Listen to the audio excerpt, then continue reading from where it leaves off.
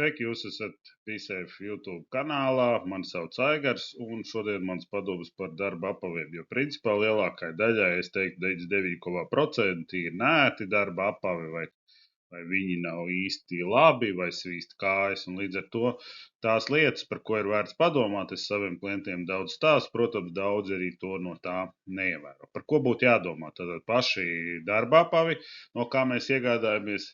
Un principā ir jāsaprot, ka ir cilvēkiem, kuriem no mākslīgiem materiāliem tās kājas svīst papildus, un tad tur vēl rodās visas citas problēmas. Tā kā skatāmies, iespējams, ka pirmā lieta ir par pašu apavu, par to, lai viņi būtu no dabīgas ādas. Nu, vai attiecīgi, ja tie ir kaut kur auduma, tad tie būtu elpojoši audumi. Jā, maksimāli domājam, lai tie apavi elpotu, jo, protams, aizsarga apaviem ir daudz aizsardzības lietas, un tajās vietās ir vai nu plasmas vai metāli, un viņi tajā caur tām vietām neelpo.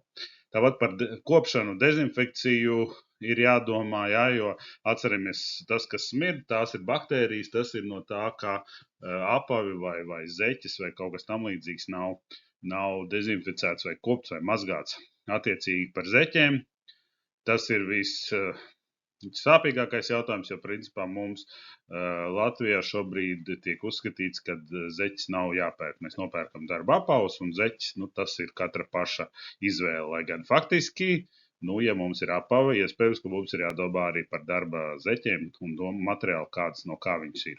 Un, protams, par pašām kājām, tur variants ir to, ka tas ir jādara katram darbiniekam un jāsaprot, kā ilgstoši strādājot, jebkuros apavos kājas sasvīst, veidojās visādas baktērijas, sāk smakot, vēl daudz citas lietas, sēnītes, jā, un līdz ar to kāju kopšanai ir ļoti, ļoti liela nozīme, par to ir jādomā katram. Lūk, protams, kā apavi mums ir, mēs tā varētu iedalīt, kad ir vienkārši apavi ar to, piemēram, kur cilvēki iet uz biroju, tie būtu vienkārši apavi, viņus mēs nevarētu nosaukt ne par darba apaviem, ne par aizsarga apaviem. Tiklīdz mums jau tā kā šobrīd nāk uz apaviem norādes par OB vai O1, tātad O burtiņš, tos mēs varētu nosaukt par darba apaviem, un šeit es esmu iekopējis, kamēr es te runāju, var redzēt no apmēram tādā tabulā, kas tad šiem apaviem tā kā nāk klāt, kādas ir šī īpašības atbilstoši tai klasē. Attiecīgi, es ieeju veikalā, ieraugu O2, teorētiski man būtu jāsaprot, ka viņš būs pret slīdēšanu, teiksim, būs noslēgta papēža daļa, jā, teiksim, tāpat tās antistatika, enerģijas absorbācija un iespējams, kad arī ūdens izturība, bet par to tad tur ir savs komentārs. Un, protams, kad ir aizsarga apavi, ja, tad pamatā šie ir tie, kas pasargā no kaut kādiem riska faktoriem, un tad viņi nāk ar S klases, SB ir mazākie un tālāk S1, S2, mēs šeit pēc tabulas varam redzēt, jo kaut kādas klases nāk vairāk klāt, jo tie apavi tiek kodēti augstāk. Ja, līdz ar to hipotētiski S5 būtu tie krutākie, bet vienmēr ir jautājums, vai tiešām mums katrā darbā vajag šos S5 klases apavus. Tur ir īpašības, kas vēl papildus nāk klāt ar burtiņiem, tā kā es ceru, ka tie, kuri sniedz darba aizsardzības pakalpojumus vai tie, kuri tirgo, spēja arī atrast šo informāciju un pastāstīt, ko tas kurā brīdī nozīmē. Ja ne, tad apstādiniet video, paskatieties šeit pa lielam tas ir. Un tās papildu īpašības SRA, SRB un SRC, tad arī saistībā ar slīdēšanu, ja mēs saprotam, lai šie apavi neslīdētu, ja, tad vislabākie būs SRC, kuri gan A, gan B daļas klāt, jā, bet principā var izvēlēties, ja vajag arī šo. Tā kā šeit, tāda vispārīga informācija ir iekopēts vēl balstoties uz kaut kā, uz standartu. Nevar būt. Viena lieta, ko dažreiz iegādājās šos te darba apavus, un tad ir kaut kādi darbi, ko mēs daram, kur ir vajadzīga papildus aizsardzība pirkstiem vai pungalam, saucam kā grib, un šis ir viens no risinājumiem, kā to var darīt. Bet, protams, ka ir jāsaprot, ka cilvēks sāk darbu, viņš aiziet, uzvelk šos te virsū, un tad veids darbu, pēc tam, ja veids citus darbus, viņš var arī šo te vilkt nost. Tāds risinājums šobrīd ir. Otra lieta par kopšanu, tātad atceramies, mēs kopjam šobrīd iet runa par to no ārpuses, jā, tātad ir dažādi smērējumi līdzekļi, jo viņi ir dabīgāki, jo labāk. Bet, protams, ir variants, ka mēs varam kaut ko smidzināt, dabīgāk un mazāk dabīgu ar toni vai bez toņa.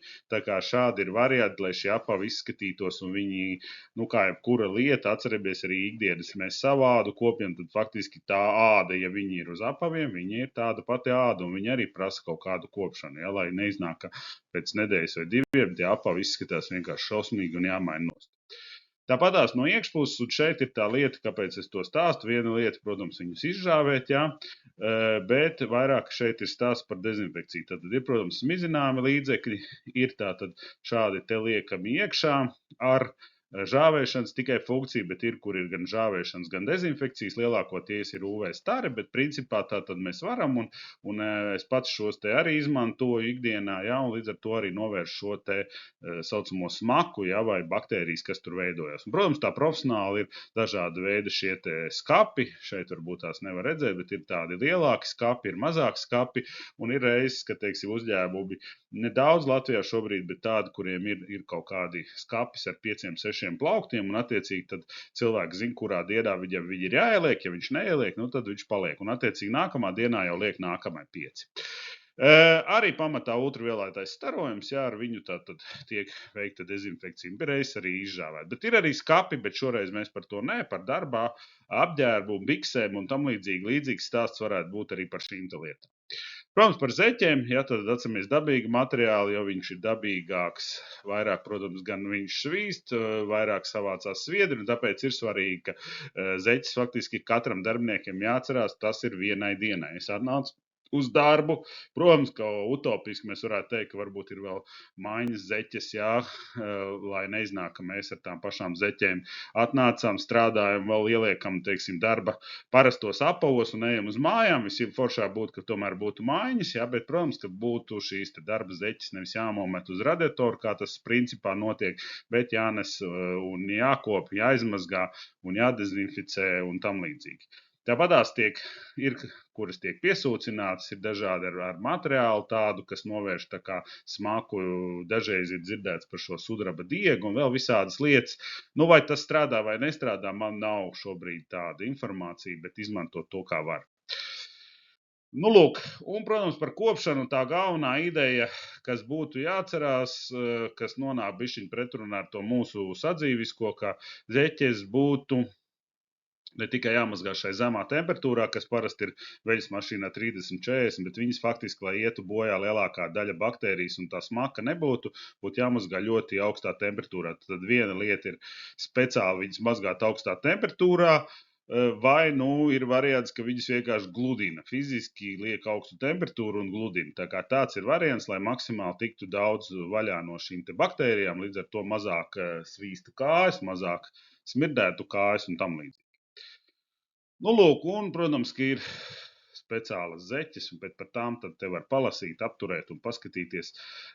Bet viennozīmīgi skaidrs, ka ejam uz dabīgām, priekšskatāmies par to, ko mēs vairāk darām ar kājām, ja, jo, protams, jebkura ķīmiska viela arī zeķēs, arī audumā, atceramies, ka melnu krāsu, lai dabūtu, tur ir iekšā ķīmija. Ja, līdz ar to, ja mēs, teiksim, izvēlamies kā vecos laikos tādu netīri baltu, kas ir dabīga aitas vilnas krāsa, viņa vienmēr būs labāka nekā kaut kāda piesūcināta melna vai sarkana vai zila, jo tur faktiski arī ir sava veida ķīmija, ar ko tas audums tiek nokrāsots. Un viņš kādam var radīt kaut kādas lietas, līdz ar to tur var arī pamiksēt, paskatīties, teiksim, lietojam melnas zeķes, ir labāk, teiksim, lietoju zilas, tad man kājas vairāk svīst vai vairāk tur vēl kaut kas notiek, līdz ar to izvēlos tādā gadījumā melnas. Bet principā vislabāk būtu bezkrāsainas vai tuvu dabīgai krāsai. Nu, un, protams, kad ir par higiēnu, ja, tad tīrus un sausus zeķes un apavus lietojam, ja, jo viņi ir jāizžāvē nevis šādā, bet arī jādezinficē. Ir variants, ka mēs lietojam aizsargkrēmus vai eļļas, kas arī ir arī gan eļļas, gan aizsargkrēmi, kuri gan ne tikai mīkstina to ādu un pasargā, bet arī faktiski varētu būt arī kaut kāda aizsardzība par eļļām, arī runājot no sēnītēm, no baktērijām. Tāpatās kāju mazgāšana vannās ir speciālas vannas, kuras noņem šos te, arī saudzē, ir arī speciālas, kuras tā kā pasargā, tā kā tur ir dažādi materiāli, tas pats ozolu mīzes, jā. Nu, ir varianti, var parunāt ar ģimenes ārstu, kas būtu labāks konkrētā gadījumā, lai šeit dot tādu padomu visiem būtu nekorekti no manas puses. Nu tā, un, protams, ka regulāri šo te kāju, ja tur ir šīs te sasvīdušas kājas, ja tad tās kājas vajadzētu kaut kādā veidā arī peldināt, tas būtu tikai ieteicams. Ja? Nu, lūk, tātad tas būtu par to, un, protams, kad ir kaut kādas arī tējas un vēl citas lietas, kuras varētu samazināt šo te stresu, mēs skatāmies, kā maksimāli, jo faktiski, nu, svīšana ir sava veida arī tāda atbildes reakcija uz stresu, jo mēs vairāk satraucamies, jo vairāk, nu, faktiski mēs svīstam, un kājas tajā skaitā. Nu, lūk, un te ir tas, ko es teicu par aizsargkrēmiem speciāliem, bet jau kājām, jā, nevis apaviem, bet kājām. Tāpat ir šīs teļas, te ir iekopētas tās, kuras varētu palīdzēt, bet konkrētā gadījumā jāskatās, jo arī eļļām ir alerģiskas reakcijas, tā kā katram ir jāsaprot, ko viņš var un ko viņš nevar no šī te. Un vēl dažas tādas specifiskas lietas, kas varbūt ir saistīts ar citu lietu, bet, nu, ja reiz mēs runājam par apaviem, tad viena lieta ir šie te speciālie supinātori, atceramies, lai palielinātu atbalstu laukumu, jā, tātad, lai mēs stabilāk stāvētu, līdz ar to mazāk slodzi uz kāju muskuļiem, jā, varam izmantot supinātors, ir parasti un ir tādi, kas ir, kā mēs redzam, tādas tā kā gēles, lai radītu augstumu, kas it kā savā būtībā mums, nu, rada patīkamu sajūtu, un mazāk varbūt tās kājas arī sasvīst. Tā kā, lai mums forša dzīve drošā darbā, lietojam darba apavus atbildīgi, domājam, un ne tikai problēma parasti ir apavos, bet mēdz būt arī mūsu sadzīvē un tajā lietā, ko mēs ikdienā katrs daram. Lai nu mums veicas!